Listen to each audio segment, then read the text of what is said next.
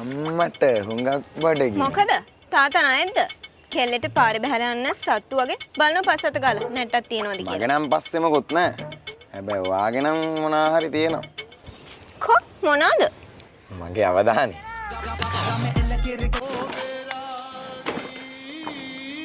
මේ ඔය හෙල්මට් එක දාන්න නගිනවද ඉක්මනට? නැත්නම් හෙට තමයි දන්සලට යන්න වෙන්නේ. අනේ මට බෑ හෙල්මට් දාන්න. අම්මට හුඟක් බඩගිනි මේ. ඕක දාන්න නගිනවා ඉක්මනට. මගේ හෑර් ස්ටයිල් එක අවුල් වෙනවා. අනික 3000ක් විතර ගියා මේක හදාගන්න.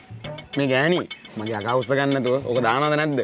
පදින කෙනා පරිස්සමෙන් පදිනවා නම් හෙල්මට් දැම්මේ නැහැ කියලා මොකද අනේ වෙන්නේ? වෙන්නේද?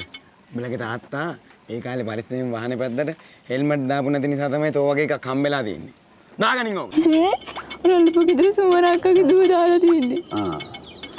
ඔව් තෙල්ලි. ඔව්නේ. බලන්නකෝ. දෙක. ඔව් හොඳයි. ඔයාලට මීමයක් තේරෙන්නේ නැද්ද? ගොඩයක්.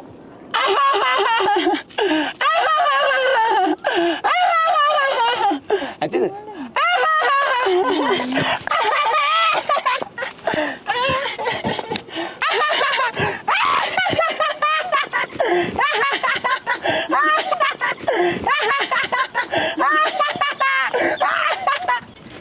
අන්නෝගේ නේද ඒකනේ. ඌමයි බබා. කාලෙකින් දැක්කේ හැබැයි. ඒ කියන්නේ මත් එක පිළිගන්නවා. ඔව්. මගේ ගර්ල්ෆ්‍රෙන්ඩ් ළඟම නෑදෑයෝනේ. අම්මට උඟක් බඩගිනි නේ. රුපියල් 200ක් දෙනවා. ඒ මොකටද? බල්බයක් ගන්න කාමරේ බල්බ් එක පිච්චිලා. වගේ කෙල්ලෙක් ඉතින් මොකටද අමුතුවෙන් බල් ගග්ගෙක් ගැහුවම පත් වෙන එක නෙමෙයි ඕනේ. ස්විච් එක දැම්මම පත් වෙන එක.